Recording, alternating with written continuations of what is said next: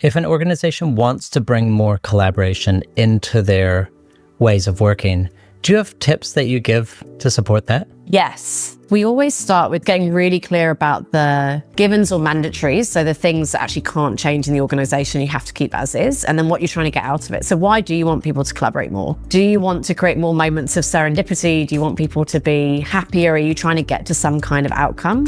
And then from that, would think about it through a lens of people, place, and process. So for any specific thing, who are the right people? How are you going to put collections of people together? Is it to do specific things, specific tasks? Is it rituals and practices and how you bring them together?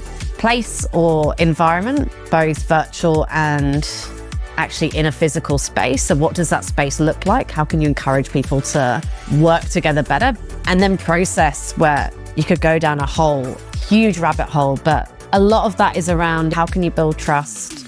How can you help everyone put their perspectives across? How can you give them meaningful work to do together? So creativity loves constraints, right? So rather than throwing people in a room and saying, collaborate, what's the injection of inspiration and context setting that you can give them? Or how can you create a framework for a really good conversation where they can actually test some different assumptions and ideas? So those are some of the dimensions that we would start to think about with a company.